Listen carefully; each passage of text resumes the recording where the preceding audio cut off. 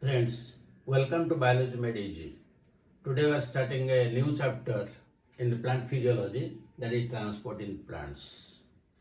So when we come across the word transport in a plant, what are the different substances to be transported?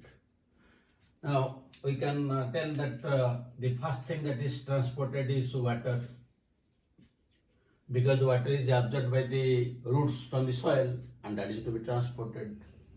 The second one is the food materials, or we can tell the organic nutrients.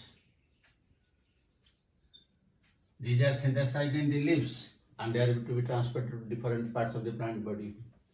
Number three, the minerals, different types of minerals, they are present in the soil, they are absorbed by the roots and they are also be transported. And the fourth thing is the different types of plant growth regulators, like the auxin, signaling, cytokine, all these things. They are also synthesized in different parts of the plant body. Some are in the stem tip, some are in the root tip, some are in the leaves, and they are also translocated.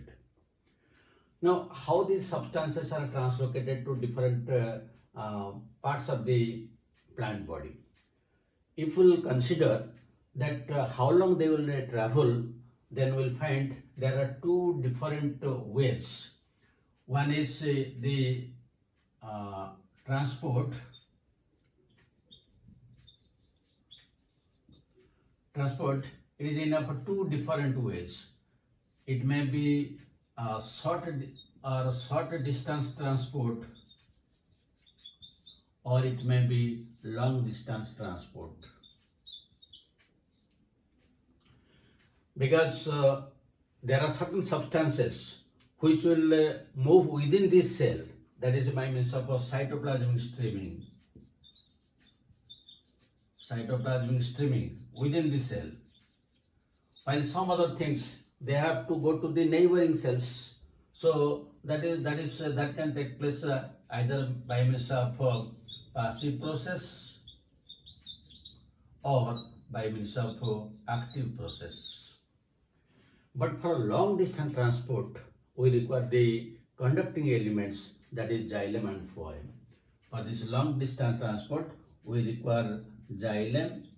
The second one is phloem. These two are known as the conducting tissues of the plant body. And the method of this the long distance transport is known as translocation. Translocation. That means for this short distance transport, mostly the passive and active process are eligible, while for long distance transport, suppose from the roots to the top part of the plant body, or from the top part of the plant body that the substance will move to different parts, that is known as translocation. For example, if we take the case of water, then the water is available in the soil, they are absorbed by the roots and they are to be translocated to the top of the plant body or different parts of the plant body through the xylem. And it is always unidirectional. That means the movement of water is always unidirectional. Now if you come to the food materials, the foods are synthesized in the leaves and they are to be translocated upward, downward, radial, because wherever the fruits are present, flowers are present, they are to be translocated. That means their movement is both downwards as well upwards, also radial. That means they can move in all directions, downward, upward, and also radial. If we come to the minerals are usually translocated through the xylem, and since they are absorbed from the soil, their movement is always upward. If we consider this plant growth hormones, the auxins, they are synthesized in the stem apex. The cytokinins, they are synthesized in the root apex, while the gibberellic acids, that is synthesized in the leaves. So naturally, while some are moving downward, some are moving upward, and some will move both upward and downward. That is again multidirectional. That means when this long distance transport is taking place, either through the xylem or the phloem, it is behaving like a congested traffic It behaves like a traffic, but while this translocation of different substances are taking place through xylem and phloem, it is taking place in a very systematic and orderly manner without any disturbance between them. Everything takes place orderly. And how it takes place through this short distance transport and long distance transport, let us discuss.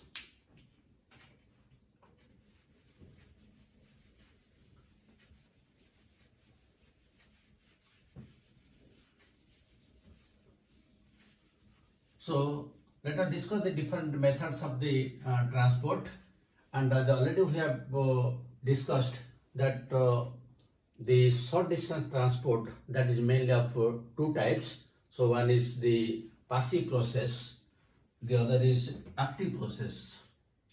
The transport, short distance transport, it can take place by a passive process or active process. What is the basic difference between these two? The passive process, it usually doesn't require any energy, no energy, but it requires energy. This is one of the very important points. Second point, in passive transport, always the substances move from high concentration to low concentration, but here it is just reverse. Here it moves from low concentration to high concentration. Then the next difference it is doesn't involve any carriers, no carriers, but involves carriers, and these carriers are usually proteins. So these are the basic differences between the passive and active absorption. Now the passive absorption is again of two types. It may be simple diffusion or may be facilitated diffusion.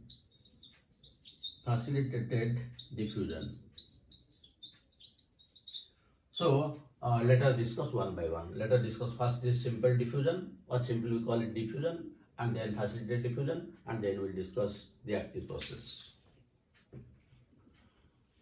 So passive transport, as already we have discussed, it doesn't require any energy, moves from higher concentration to lower concentration, and doesn't also require any carriers.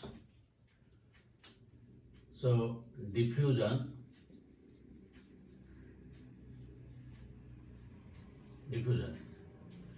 Usually the diffusion is a passive process. As already we have discussed, it is a passive process. Since it is passive, doesn't require energy, it is also a very slow process. Then it is independent of any living system. That means the cells are not required. Even it can take place outside. So the next point is independent of living system. And in case of plants, the diffusion is the only method of transport of the gases. The diffusion is the only method of transport of gases in plants, because there is no other method for transport of this. So these are some of the characters of diffusion. Now, as already we have discussed that diffusion is a passive process, and here the substances, they move from its higher concentration to the lower concentration till equilibrium is attained. Suppose here there are some substances, they are present in very higher concentration, and here that substance is not present. Then these substances will diffuse to that place. till equilibrium is maintained. This is known as diffusion, and it takes place passively and slowly. What are the different factors that affect diffusion is also very important. The factors which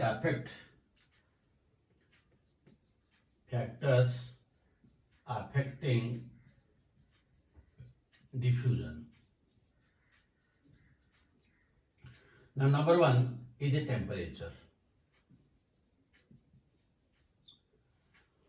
We know that when a temperature increases, the kinetic energy of the substances increases. So, when some substances are there in a particular area, when the temperature will increase, naturally the kinetic energy of the substance will increase. So naturally the movement will become faster. They can move faster. That means with the increase in temperature, the rate of diffusion increases. Rate of diffusion increases. And if we apply that temperature coefficient, then Q10 will be 1.2 or 1.3. That means with the increase in temperature, the rate of diffusion increases. The second point we can tell there is the density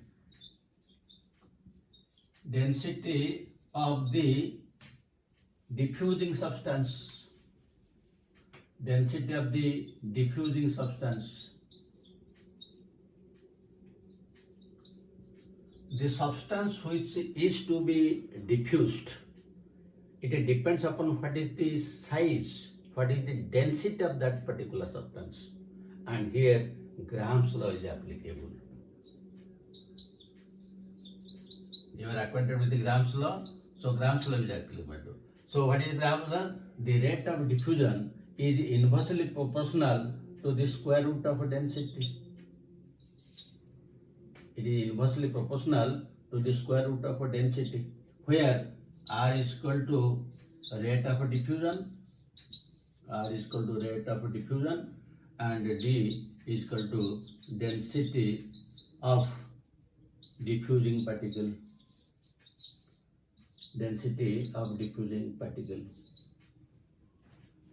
So, the greater the density of the substance, the slower it will be. Or you can tell if the smaller substances can diffuse in a greater rate, because that is Graham, so inversely proportional. Then come to the third point. The third point is the density of the diffusing medium. Third point, density of diffusing medium. Now, when a particular substance is diffusing from its higher concentration to its lower concentration, it has to move through some medium. This medium may be air, may be liquid, may be solid. So it depends upon the density of the medium in which it is moving. Suppose it will be a completely vacuum, then quickly it will spread. Then next it will move in air, because the density of air is very less. Then followed by liquid, and finally by solid. That means the substances can be diffused to very rapidly in vacuum, then slightly slower in air, then still slower in liquid, and still more slower in case of solid. This is the type of the diffusion. It is here more and there it is less. Then the fourth type is diffusion pressure gradient. Diffusion pressure gradient, we can write a DPG, diffusion pressure gradient. Now suppose this is one room, and in this room, suppose in one corner of the room you put hydrogen sulfide having the rotten smell, and that substance is present here in another bottle. It is present very low concentration, it is present in high concentration. So what usually happens? Usually this is in higher concentration, so this will also move, that will also move. Or even you can consider, suppose it may be not there. So when it moves, this also moves, that also moves. On what aspect it depends, because this diffusing, here H2S gas is present in higher concentration, it will diffuse. Here it is present in lower concentration, it will also diffuse. Now it has, if we will consider the diffusion pressure of this as diffusion pressure 1, and this will be considered as diffusion pressure 2, then it depends upon the distance and the difference in the diffusion pressure of the two. That means dp1 minus dp2 divided by d, where the diffusion dp1 is this of that of the higher concentration, this is the diffusion pressure of lower concentration, and d is equal to distance. D is equal to distance. This is known as diffusion pressure gradient. That means if the distance will be less, it can be diffused very quickly. If the distance is very long, then it will take place naturally slowly. And again, it depends upon the difference between the diffusion pressure of the two substances. Then the fifth point. The fifth point is the solubility of the diffusing substance. It depends upon the solubility of diffusing substance.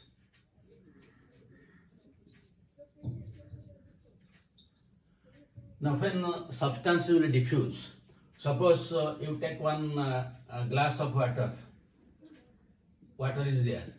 Now in this water you put one drop of ink, then you will find that after some time the ink is diffusing throughout this bottle of water. Now take another glass of water and put some amount of milk, then also it will be diffused, the milk will also be diffused throughout. But you will find the milk will be diffused very quickly, whereas the ink will be diffused slowly, because here we will find there is a difference in the solubility of the two substances. This is one thing. But when such substances are traveling from one cell to another cell, suppose this is one cell and this is another cell, and some substance will be moved from this cell to that cell, then it depends upon this whether this substance which is moving, whether it is hydrophilic or hydrophobic, or we can tell lipophilic or lipophobic. Usually we know that the cell membrane is made up of phospholipids. So these phospholipids, they will not allow these things. They will not allow hydrophilic substances, but they will allow the hydrophobic substances easily. Because the phospholipids, their tails are hydrophobic, so naturally they can move easily. Hydrophobic, or you can tell the non-polar substances. The non-polar substances can move very easily, while the polar or hydrophilic substances cannot move so easily. So that is a difference between the solubility. Then another aspect is, as already we have told, that we have discussed earlier, that is independent of the living substance. That is, it is independent, the diffusion is independent of living system, because it takes place even in the air, in water, so no living cell is required. Another important, the diffusion is independent of one another. This point is very important. Diffusion is independent of one another. Suppose in a room, oxygen is there, carbon dioxide is there, hydrogen is there, nitrogen is there. All these gases are there, and all these gases, they diffuse from one place to another place, but none of them, they interfere in the diffusion of another. Now still you can understand in a better way. In the leaf there are stomata are there. Now through this stomata there is gaseous exchange, and during this gaseous exchange, carbon dioxide goes in during photosynthesis and oxygen comes out. Similarly, during respiration, oxygen goes in and carbon dioxide comes out, but none of them interfere with each other. Side by side, along with this gaseous exchange, during transpiration, the water vapors also go out of the leaf through the stomatal pore. So through this same stomatal pore, carbon dioxide, oxygen, water vapors, there is to and fro movement. There is oxygen coming in, carbon dioxide going out, sometimes carbon dioxide coming, oxygen going out, along with that water vapors are going out, but none of them interfere with another. That means the diffusion of each one is independent of one another. Very important point. Then the diffusion of pure water. Diffusion of pure water at 20 degrees centigrade is maximum at 1336.4 atmospheres. That means at 20 degrees centigrade, the diffusion of water is maximum, and that is 1336.4 atmospheres. So these are the different aspects of what is diffusion. That means the movement of substances, and these substances may be gas, they may be liquid, or they may be solids. That means a diffusion of all these substances can take place. The gas can be diffused, the liquid can be substance, and the solid can be diffused. But the diffusion of these gases and liquids is usually faster. The solids also, they move. The solids can move in the gas, in the liquids, but the movement of solids in solids is very, very slow, and it is difficult to demonstrate also. So this is about the diffusion, and this is the simple diffusion.